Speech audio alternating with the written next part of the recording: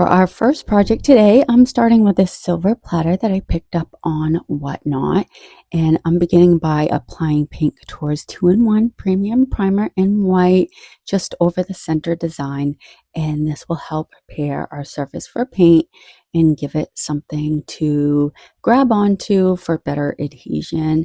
And I'll be just giving it one coat and I'll let it dry for a few hours. You'll want to make sure it's fully dry before moving on to the next step. And I'm just going to work around the sides. And if I accidentally go like outside the lines, it's easy to clean up with like a damp cloth. And I use my fingernail as a tool to kind of help. And before anyone says anything, this poor thing sat in my friend's shop for almost a year without finding a home. So I figured it was time to give it a fresh start and breathe some new life into it. Now, if you know me, you know I've got to vintage this up, so I'm painting it the color Cashew by Waverly. It's a chalk paint. I love this. However, this one is pretty old and thick, so I'm using my water mister to help move that paint around and smooth it out. And I'm going to let it dry, apply a second coat, and you can see off to the side, I already have my paint inlay cut to fit, and I'm using Alfred Peets & Co., one of the paint inlays from IOD's 2026 summer release. And after getting my paint applied, I'm going to get my inlay nice and wet, and I'll also spritz more water over my wet paint. I'm going to take my inlay, press it paint side down and grid side up right into that wet paint. If it's not lined up exactly how you want it, don't panic. You do have a little bit of time to adjust it. And once I'm happy with the placement, I'm taking my damp rag and smoothing out any wrinkles or air bubbles, making sure my inlay is making good contact with the paint. Then it's just a matter of letting it dry completely until it turns opaque, usually about 30 to 45 minutes, but it does depend on the environment. I noticed when it's super cold, it takes longer to dry, or if it's humid. So it just varies how long it takes. And I know a lot of people like to speed it up with their embossing gun. I like that technique. However, I don't use it every time. It's nice and opaque, so I know it's completely dry. I'm going to get it nice and wet with my water mister and going back in with that damp rag just to remove any excess water on top.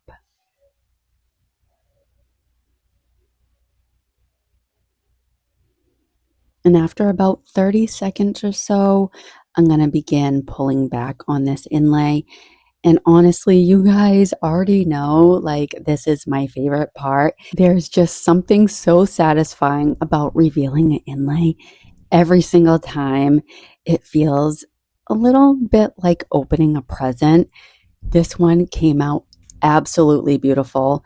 I don't mind a few imperfections. Or a lot of imperfections here and there, because they just add to that vintage, time-worn character that I love so much. But I was really happy with how this one turned out. This one definitely has plenty of pigment left, so I'll be able to use it for another project. I let this dry overnight, and I'm sealing it in with Paint Couture's Extreme Guard satin before adding some fine line crackle. I don't typically have any smearing. I know a lot of people do, but I find if I load my brush up really well, I don't have any problems. I'm going to let that dry before going in with Pendart's Crackle Step 1. I'm going to apply a thin layer, let it dry for 30 minutes, and then apply component 2. Let it dry for about 30 minutes as well. And to enhance all this beautiful crackle, I'm using Aged Cafe Perfect Pigment, and this is by Paint Couture, and I'm going to work it right into all those cracks and just using a dry paper towel to remove the excess. I absolutely love watching that crackle come to life. It just makes my vintage loving heart so happy. Just look at all that beautiful crackle. Ugh, I love it so much. Now I know not everyone is into crackle it's completely okay. If your style is a little cleaner or more polished, you can absolutely skip this step. It's simply one of those techniques that I personally love because it just gives a piece that aged, time worn look. And I'm just so drawn to that. Now I'm going to make some castings, starting with my Bloom and Flutters, Frames 3, Victoriana, one of my favorites, and my Cameos mold. I love this one as well. And I'm just showing you that I'm using some of these smaller designs. I can't wait to share this project with you. It was just so fun. And the amount of compliments that I've gotten over the last few days is insane. So I can't wait for you guys to see all of these. And I'm painting all three of these the color ivory, and that's by Waverly, just giving them a coat and then following up with Amber Honey Glaze. That is by Paint Couture. I'm really working that down into all the low points. I want this to look old and vintage. How many more times do I have to say it, right? And then I'm going to wipe back the excess with a damp paper towel.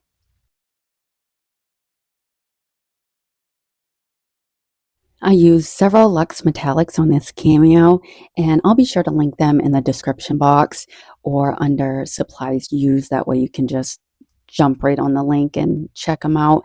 I decided to have a little fun with this one and bring in a variety of colors. I wanted it to feel unique and, one of a kind that reflects my style and creativity.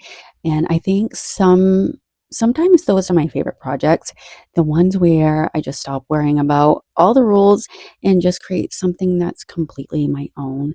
And I just love her. I love the copper in her hair. She's just so beautiful. And for this one, I'm using some pyrite and some bronze metallic paint, and then I'll let that dry and then go in with some Verde green glaze.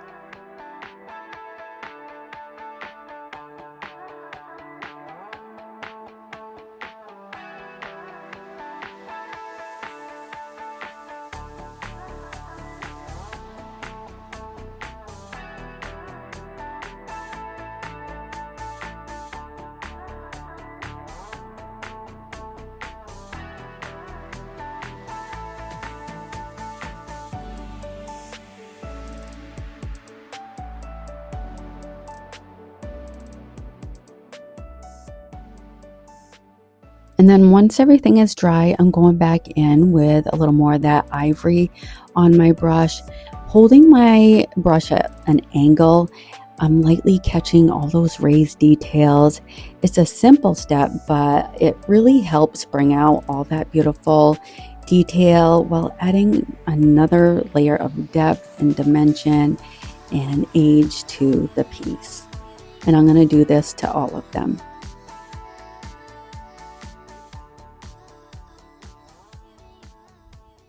The frame just felt like it was missing a little something, so I pulled out my gold rub-and buff and ran it around the outer edge, just using my little finger protector. These things are amazing. And now I have my vintage antiquing paste. I'm gonna go all around the inside of the frame.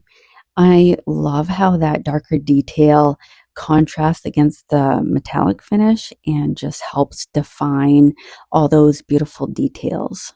And for the finishing touch, I picked up these hair clips from Hobby Lobby and attached one to the back of each piece using a total of 3. And I used my Gorilla Super Glue Gel along with the accelerator for that instant bond. And I went ahead and completed that step off camera.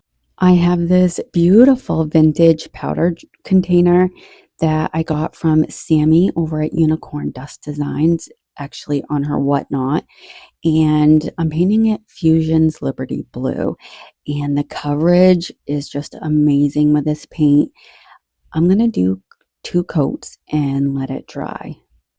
Then I added just a few transfers from Emily Claire, and this one is part of IOD's 2026 spring release, and I antiqued it up, of course, with some Van Dyke Brown glaze. I'll wipe back most of the excess with a damp paper towel, and if it still feels a little too heavy, I'll grab my water mister and remove a little bit more. I also tend to dab with my paper towel instead of just wiping away the excess. I don't know. It just feels like it softens everything a little bit. And I thrifted this mirror and I loved how it had the letter M on the back for my last name. And I mixed some of the color dusk with white and made this concoction quite a while ago. It also has salt wash in it, which is a texture paste. So I went over the whole thing. Then I took these transfers by any other name, also from IOD's 2026 spring release, and added these to my mirror. And I can't remember if these gilded transfers are from Gilded Memories or labeled deluxe. I'll have to look it up and link that for you. And I wasn't feeling the mirror. Off camera, I had went over it with Van Dyke Brown Glaze to age it up, and I didn't like it. So now I'm going over it with Gold Rub and Buff.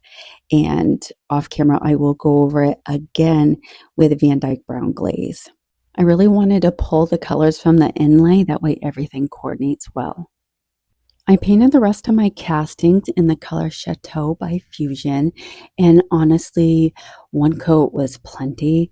And once they were dry, I started decorating them with transfers. This one here is from Redesign. It's called Enchanted Grove. And I'm not going to make you watch me apply every little transfer. We'd be here for hours. But I did want to pop in and, show you some of the fun parts and just how everything came together. And now I have the color ballet slipper, and I'm painting this part here that kind of looks like it would be a pearl. These are going to become earrings, and I can't even begin to tell you how much I love these. They turned out even prettier than I had imagined. And then I'm also bringing that color around the inside border, keeping it nice and subtle, and then taking that color pyrite, and I'm going to go all along the sides and also the details around the edges. And I'm going to use the same colors on the necklace so everything coordinates as a set. I know this video is a little different from what I normally do, but I also know so many of my viewers love working with molds and transfers. And honestly, why not use them to create something personal and unique? That's one of the things I love most about molds. They give you the freedom to create just about anything your imagination comes up with. When IOD designed the Victoriana mold, I have a feeling jewelry was somewhere in the back of their minds. The details are too beautiful not to wear. For these ones here, I'm using my H2O transfers called Nostalgic Blooms. These little tiny roses fit perfectly in them. And so H2O transfers, you wet your substrate, put your transfer gray side up, spritz it again, let it sit for a second, and peel back the remaining. And now I'm going to age these up a little bit with some, I think this is bronze. Yeah, it's bronze metallic paint, and then wiping back the excess. And here's the kit that I ordered off Amazon. These are the pieces that I put on the back, again using my super glue and accelerator. And they have silver and gold, and you can make dangly earrings if you'd like. And there's so many different backings. This set was well worth it. And again, I will make sure that I link this for you. And these bails that I used on the necklaces, I had got last Christmas, and these work perfectly to put on the back of ornaments. And so there's all different colors and shapes and sizes, and I just love these. And this is how they turned out. This one is my absolute favorite set, and you're going to see several pair, or should I say sets, that you didn't see me make. this video would have been so long, but I just wanted to share with you all the fun ones and of course, my favorite one. I wore this out grocery shopping the other day and I had 2 compliments, and then went to the pharmacy and also got another compliment, and it was just so nice, seeing people admire these creations. And this completes my vintage vanity collection. I know I kind of kept you hanging on there for a while, but I really wanted you to see everything come together before revealing the finished set. We have the tray, the powder jar, the mirror, all the jewelry and hair accessories. What started as a simple platter makeover somehow turned into an entire vanity collection, and honestly, I couldn't love it more. And here I'm just adding a little bit of blush from the powder jar, which I thought was just a fun finishing touch. This is just definitely one of those projects that I will cherish for years to come. One of the reasons why I got this little powder container is because it is a music box, but unfortunately that broke while I was making it over, and there's no way to fix it without having to take it all apart, unfortunately, but still beautiful all the same. And this is everything styled together on the tray. Let me know what you think of my collection down in the comments, and you know what to do. If you like the video, if you loved it, hype me up, share it with your friends and your coworkers and everyone, and turn on those notifications if you don't want to miss another video from me. Thank you for spending time with me today. Until the next one, bye.